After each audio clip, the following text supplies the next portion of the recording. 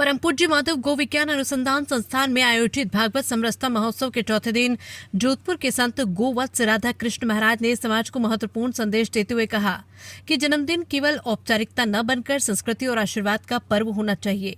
उन्होंने कहा कि हैप्पी बर्थडे तक सीमित रहने के बजाय बुजुर्गों का आशीर्वाद लेना और गो सेवा करना भारतीय परंपरा का हिस्सा होना चाहिए।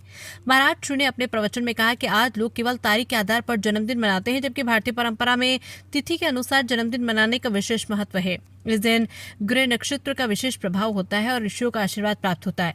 उन्होंने कहा कि यदि हम बुजुर्गों को उत्सव से दूर रखेंगे तो उनके अनुभव और आशीर्वाद से वंचित रह जाएंगे।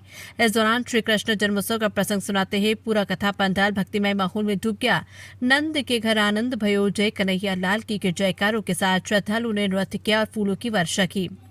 कार्यक्रम में बड़ी संख्या में श्रद्धालु भाव विभोर नजर आए। संस्थान अध्यक्ष डीपी अग्रवाल और कथा संयोजक मनीष बेहड़िया ने बताया कि महोत्सव राष्ट्रीय स्वयंसेवक संघ के शताब्दी वर्ष के उपलक्ष्य में आयोजित किया जा रहा है, जिसमें समाज के सभी वर्गों की सहभागिता सुनिश्चित की जा रही है। आज निकलेगी प्रभात फेरी, होगा सामूहिक भोज। मंगलवार सुबह दूधाधारी मंदिर शहीद चौक से विशाल प्रभात फेरी निकाली जाएगी, जो शहर के विभिन्न मार्गों से होकर गुजरेगी। इसके बाद बाल कृष्ण लीला, विशेष दर्शन और सामूहिक समरसता भोज का आयोजन होगा।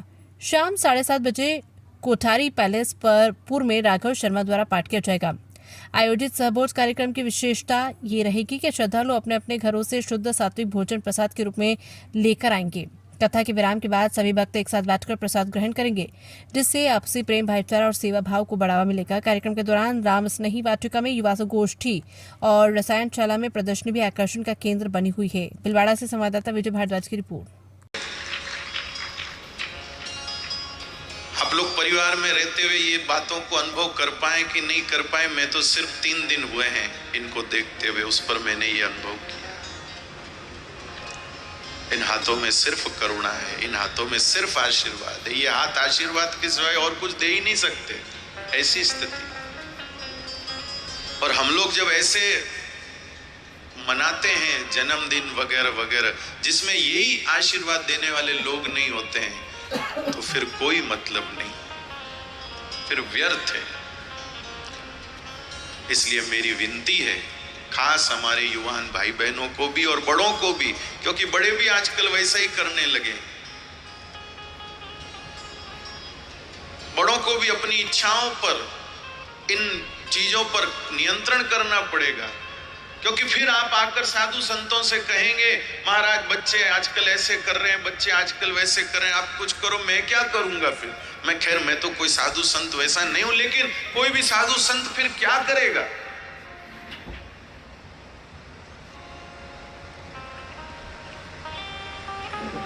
कोई भी साधु संत फिर क्या करेगा। एक भाई साहब थे, सरकारी कर्मचारी थे। तो भाई साहब थे, सरकारी कर्मचारी थे। तो एक दिन क्रिकेट मैच आया।